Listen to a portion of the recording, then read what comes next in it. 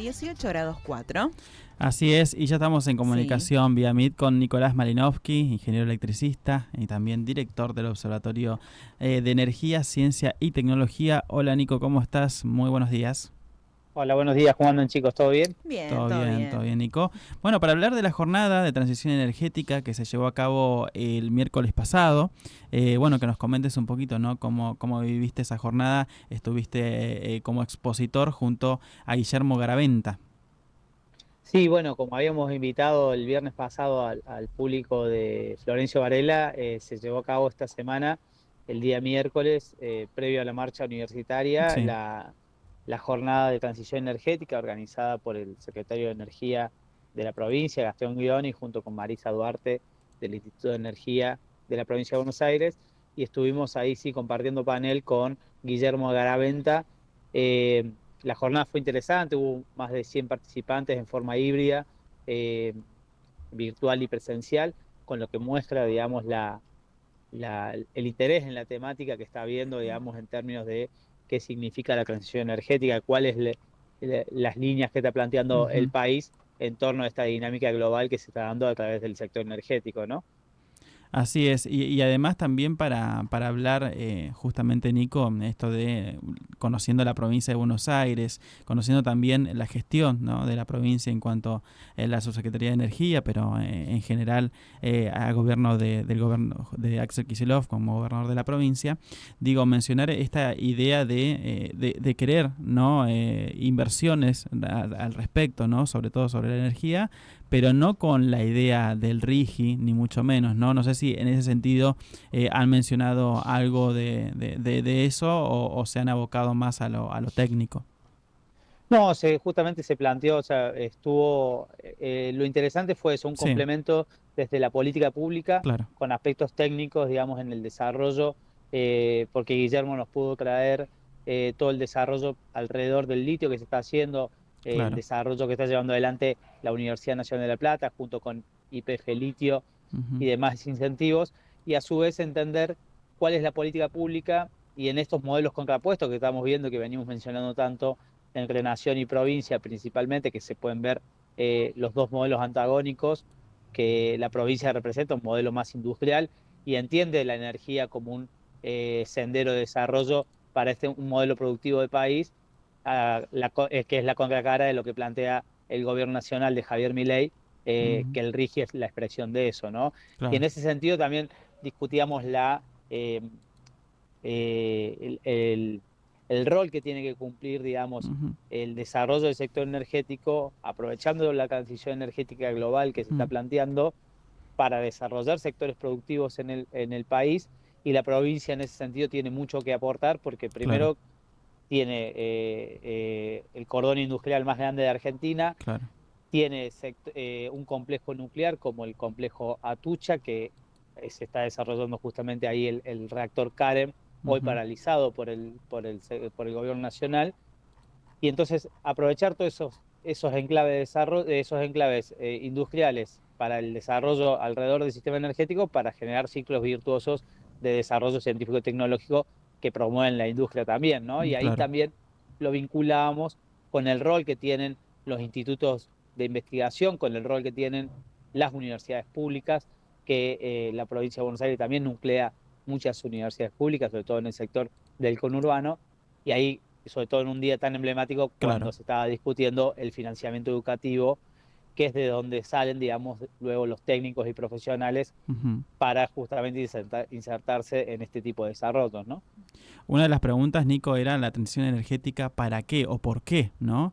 Y cuando uno miraba los puntos, ¿no?, de la emergencia climática, el impacto ambiental con el hombre dentro de la ecuación, ¿no?, uno se pone a pensar, y el gobierno nacional tiene otra mirada acerca Claro. de la emergencia climática, del cambio climático, incluso Dicen que no cuando... existe. y sí, exactamente, incluso no acompañando el Pacto del Futuro, por ejemplo, ¿no? Bueno, justamente lo escuchábamos al presidente en su último discurso de la ONU, ¿no? Sí. Diciendo que el cambio climático, digamos, es una cuestión, una expresión del socialismo global que se Ujú. vive, digamos, Sí. negando la implicancia que tiene la intervención del hombre en la naturaleza principalmente y sobre todo los sectores industriales. pero ahí también era interesante escuchar en ese momento el discurso de Gustavo Petro, por ejemplo, el presidente de Claro. Colombia, donde remarcaba, digamos, la emergencia climática, la crisis climática, producto del desarrollo capitalista actual, y a su vez lo planteaba en el sentido de la concentración de riqueza en el 1% de la población, que a su vez son los principales causantes de este cambio climático, Ujú. porque son quienes promueven justamente la acumulación capitalista y el desarrollo, digamos, de sectores concentrados que terminan dañando el ambiente, ¿no? Ujú. Entonces, en ese contexto planteábamos la pregunta de para qué y por qué una transición energética, y Ujú. ahí es donde Argentina tiene que hacerse la pregunta, digamos, de cuál es la velocidad. Eso también lo marcábamos, Claro. que quedó como un eje interesante, la velocidad que tiene que tener Argentina en la transición energética global, porque Argentina en la ecuación mundial aporta el 1% o menos del 1% de los gases de efecto invernadero, Claro. principalmente de dióxido de carbono emitidos a la atmósfera.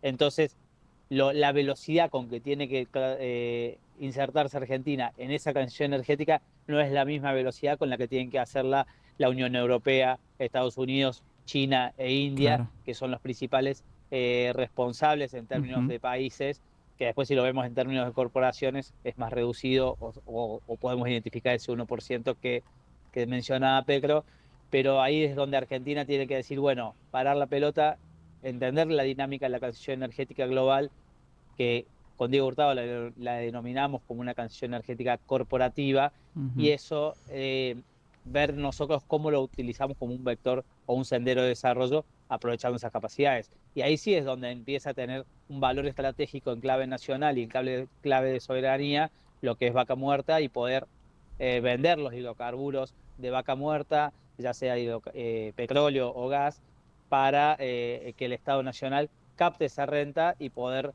eh, inyectarla, digamos, en otros sectores productivos. Creo que es un poco las discusiones que van a venir en los próximos 10 años en Argentina, que ya están ocurriendo, ¿no? O sea, Claro. el RIGI fue parte de eso. O Sí. sea, Ujú. hay un sector en el país que quiere exportar hidrocarburos y llevarse la rentabilidad afuera. El REGI les permite eso porque justamente las divisas las pueden llevársela afuera del país, y la discusión que tenemos que darnos como país es, bueno, explotemos nuestros recursos naturales, que somos la segunda reserva de gas no convencional del mundo, la cuarta de petróleo no convencional del mundo, somos la segunda reserva de litio en el Ujú. mundo.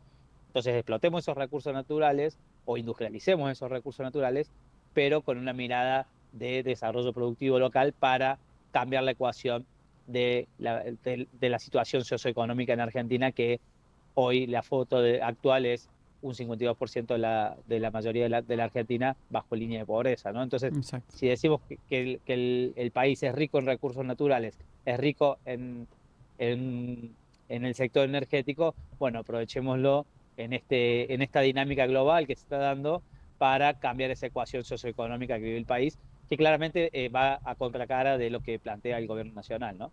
Así es. Y como bien mencionabas vos, Nico, esta jornada IDE del Instituto de Energía de Buenos Aires se llevó a cabo el mismo día que la marcha federal universitaria en todo el país, pero sobre todo, bueno, aquí en la zona del área metropolitana de Buenos Aires, concentrados todos en la plaza de los dos congresos. Y rápidamente te fuiste para allí, estuviste también Ujú. allí en esta convocatoria que hicieron, que hizo toda la comunidad educativa. Y me parece fundamental, ¿no? Como vos dijiste, muchos de los profesionales que trabajan por la energía y que van a trabajar por esta transición energética salen de las universidades públicas, y por eso es importante también defenderlas. Sí, claramente. Bueno, justamente en su momento pensamos si cambiar el día o no Ujú. de la jornada, porque era el mismo día de la marcha universitaria. Y después también un poco era mostrar, digamos, lo que Claro, hacen los graduados de la universidad pública, sí. ¿no? Porque todos los que estábamos ahí hemos sido graduados de la universidad pública, había estudiantes de la universidad pública. Ujú. Entonces, es un poco devolverle a la sociedad también lo que la sociedad nos dio a través de un título universitario, que en mi caso, digamos, incluso fui becado por las becas bicentenarios de la Claro. época de Cristina Fernández de Kirchner. Si no, no hubiese podido llegar a estudiar ingeniería. Después Ujú. pude hacer un posgrado en la Universidad de Lanús, que también es una universidad gratuita. Hoy tengo la posibilidad de estar dando clases en la Universidad de José C. Paz, que Ujú. también es una universidad pública, digamos, del Claro. conurbano.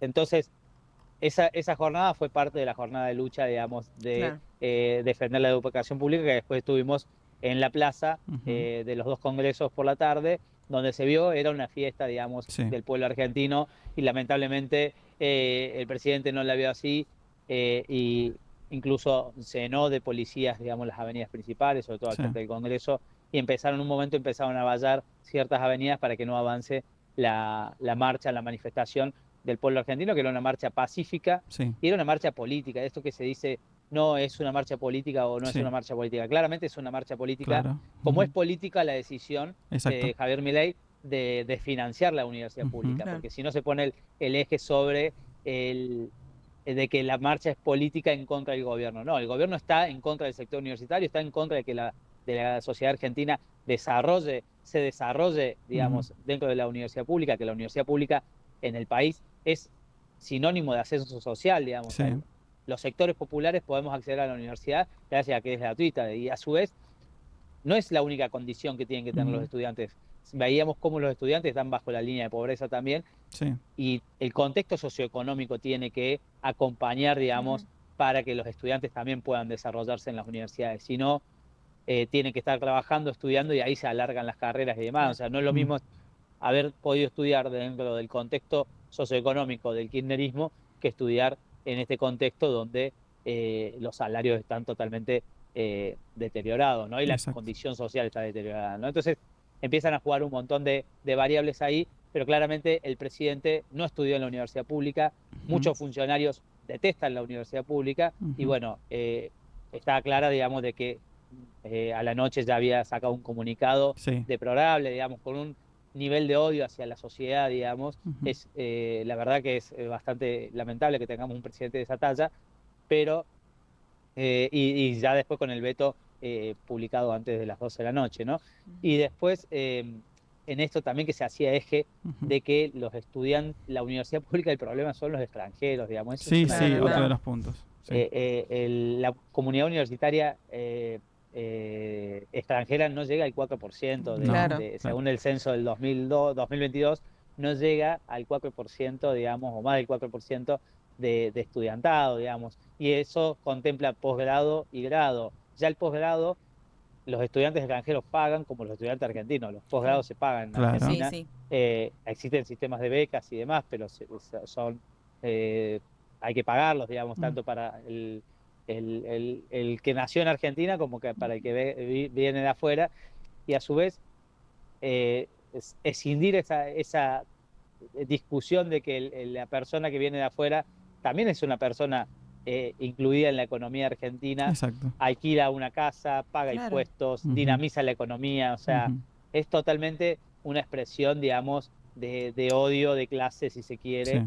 de que vengan vecinos o compatriotas de América Latina a estudiar a Argentina, porque la discusión en realidad tiene que ser por qué en Chile, o sea, nos quieren llevar al modelo educativo chileno, Claro. donde si uno habla con cualquier chileno que Sí. conozca, Ujú. el acceso a la universidad es imposible en ese Sí. país, o si accedes a esa universidad te endeudás por el resto de tu vida. Es casi Claro. como querer comprarte una casa. Cuando uno Sí. intenta comprar una casa se endeuda por toda su vida, Claro. lamentablemente. Bueno, estudiar en Chile significa eso. Entonces cuando nos dicen hay que ir al modelo chileno, que eso es lo que dice Javier Milei, es justamente endeudarte toda tu vida para poder acceder a una carrera universitaria que encima puedes llegar a terminar o no. Así que Ujú. bueno, Claro.